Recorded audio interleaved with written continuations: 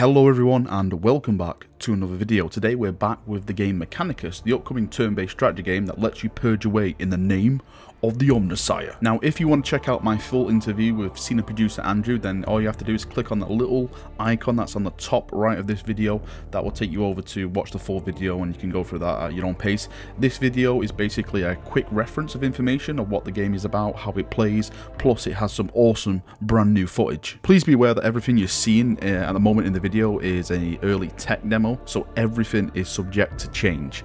Okay, let's jump in and let's get purging. So the story for this game is that you play as Magos Dominus Fastinius. You lead the expedition on a newly discovered planet of Silver Tenebris. Representatives have also been sent from other Forge Worlds, and one of those representatives is a chap called Videx. Now he comes from the Forge World Metallica that is located in the Segmentum Ultima, which is located into the east of Imperial space. It's where all the Ultramarines come from and all that funky kind of stuff. Their Forge World is actually quite well known to other Forge Worlds because their Forge World is basically one planet of metal.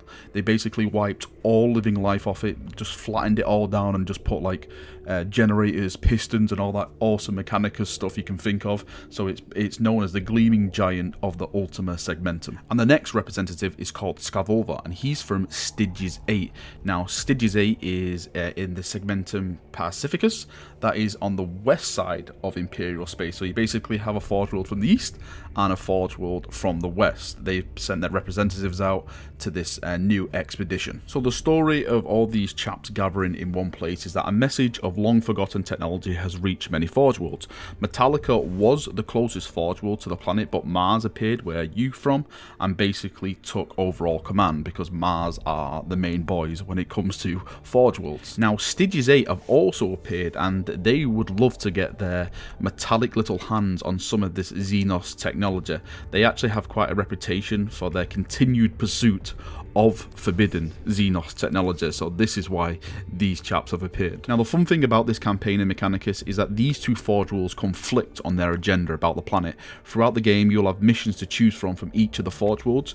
Those missions will then influence how the game plays and overall how the ending of the game you will get depending on what influence you have with which Forge World. I asked the developer actually how many endings will we have if we can have multiple endings from the different Forge Worlds and stuff like that, and he said that the game at this current time in the build has 3.5 endings, which I find hilarious at the time because it's just such a Mechanicus answer that 0.5 of an ending is very, very Mechanicus. Now when you come to do missions in this game you have something called Blackstone. Now Blackstone is the resource in this game. This resource can be used to scan for other missions on the planet. So for example, if you don't want to play the mission that you actually have on your screen, you can use the resource Blackstone and then that will randomly generate or look for different missions and give them to you. They didn't go into too much detail on what other stuff you can actually get with Blackstone, but I feel that it's got to be a big kind of resource, maybe like forging certain items, maybe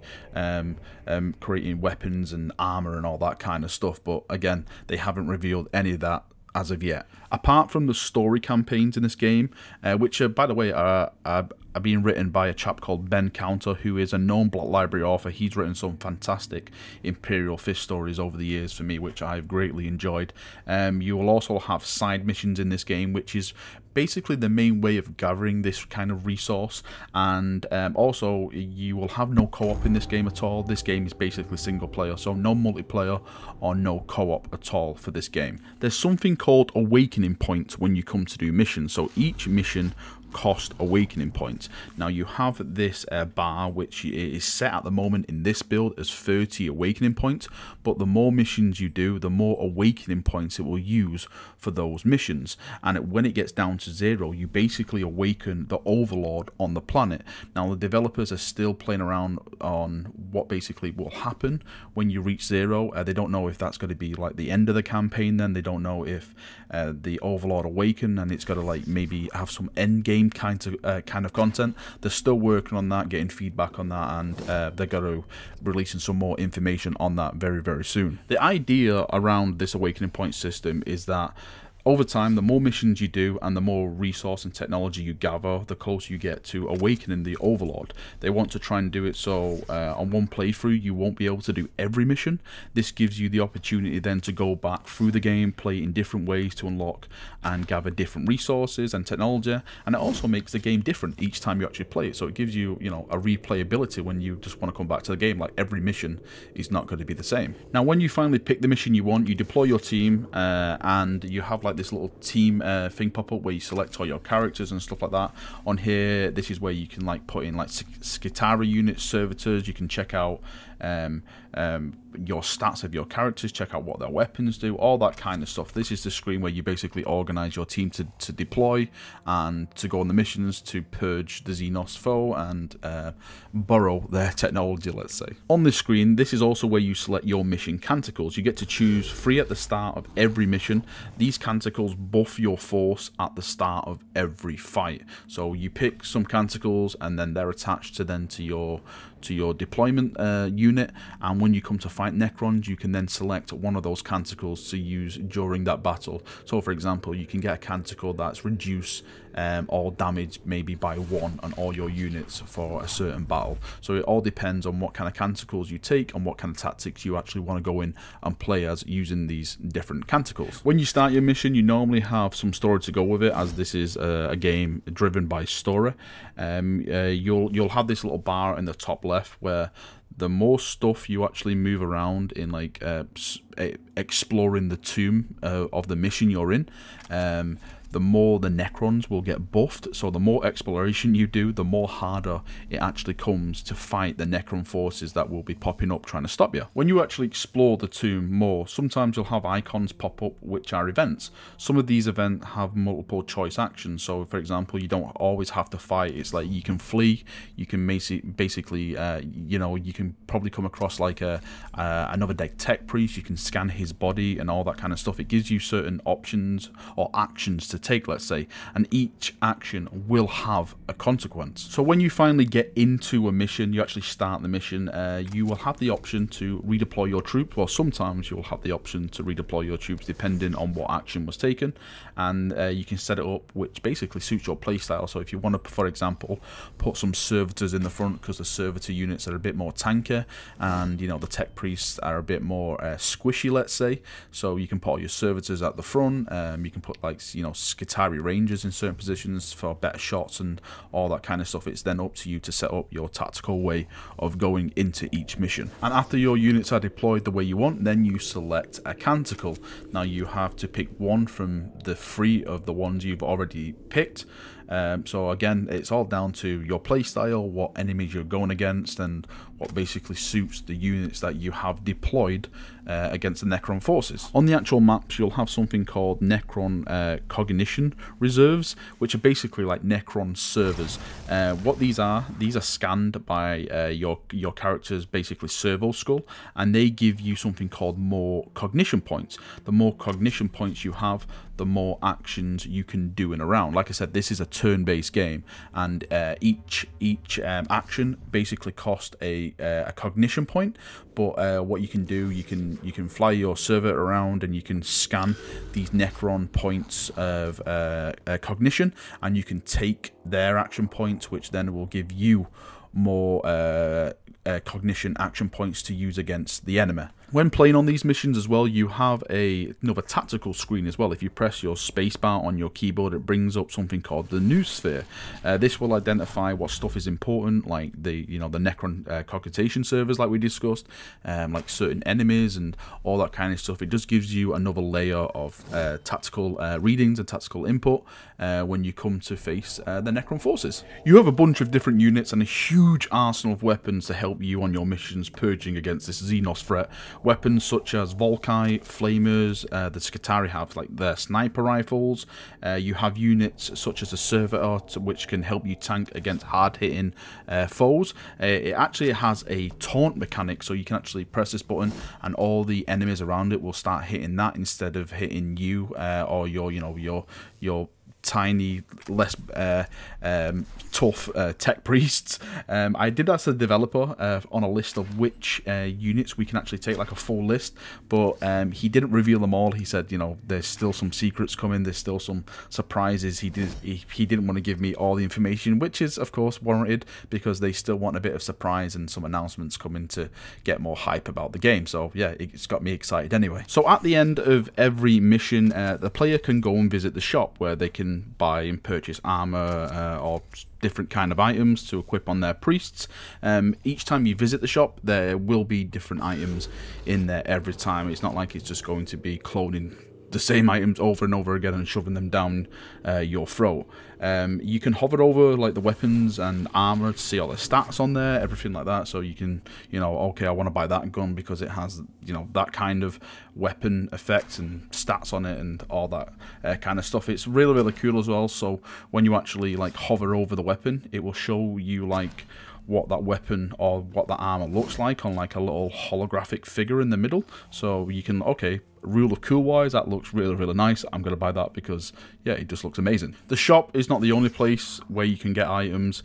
I must stress this, that when you do your little walking around, exploring the tombs, and sometimes you get these action events pop up where you can choose which action to take. Like, for example, maybe you come across a dead tech priest and you scan his body, you take that path instead of ignoring it. Sometimes you can find weapons and armor on stuff like that, but then again, everything does have a consequence. So maybe if you scan him, then maybe you wake up some Necrons in the room, or you know, something around you, maybe that'll start a fight and stuff like that. The Blackstone resource comes back into the shop again. You can use the resource to reroll on weapons to bring new ones. Sometimes you can get new characters even at the end of missions as well, so you can get a lot of characters through doing the actual campaign, and you can basically just pick which ones to take. You can only take 4 characters per mission, and of course with these characters you have like Scutari servitors and stuff like that attached to them, and you can't take more than 4 characters. So if you do get more than 4, then you can just easily swap them out, swap them in, all that kind of, you know, jazzy stuff depending on what mission you want to do. For example, let's say you can have a support priest that buffs characters, you can have a bunch of rain priests, you can have a bunch of, you know, like tanky priests and stuff like that. You can mix them, match them to your playstyle, or to basically the mission playstyle. So for example, if you're going against like a big Zerg of enemies, you don't want to be taking a bunch of sniper guys, you want to be taking a lot of priests which have flamers on, so you can do a lot of AoE damage, so it just makes it a lot more easier on you on that mission. I did ask the developer what happens when one of these characters die, or one of your characters die. At the moment, they're still deciding. They kind of want you to bring back your tech priest at a cost. I personally suggested that maybe if you're playing on a higher difficulty, let's say you pick the highest difficulty of this game, that will make, of course, it's going to make the game harder, but then maybe you'll have stuff where if you lose a priest, then your priest is completely gone. It disappears. That way it changes the whole way you want to play the game. It makes you play a bit more safer. Maybe it makes you think a little bit more. And it just adds really a whole new level of difficulty. If you actually lose a character, then that's it. He's lost. He's lost all the weapons, all the armor you've, you know, invested on him. So, you know, it really makes you think about your actions and your choices when you come to play the game. So I'm really, really hoping that they include something like that into the game. So once you've purchased your armor or your weapons, you can select the priest you want to equip it on. You can see his stats and all that, etc. in the menu. You have slots for nearly every part of his body, such as his head, arms, legs, chest, servo arms. It really makes the character really, really customable. I was speaking to the developer like what kind of stuff armor you can get. He's on about, you know, getting these spidery kind of legs, you know, all this funky Mechanicus stuff you can think of. This is all the kind of stuff they want to put into the game to make your characters really customizable and really just Mechanicus looking, which for me is great, because at the end of the day, that is what I want when I play a game like this. I want each character to be different so I can identify them on the map, and also just for the rule of cool, if I get like a full-on spider leg kind of priesthood, I think that's going to look amazing in this game. Now, something else they mentioned, which I think is absolutely incredible, is that the developers stated that they want to give the players the choice of which Forge world they want to play. So, for example, you can play Stygius, you can play Metallica, you can have the white or the black robes. You can play the Mars robes, you know, the red robes and stuff like that. They actually mentioned that they want to give an option where players pick their own colors, so you can actually make your own Forge Worlds. You can go into that level of customization, so you can have like a full-on pink force, a full-on like green robe force and stuff like that. It also gives an option then, so when people, for example, let's say I make my own customizable Forge World, and I make this priest from that Forge World, and let's say he has a green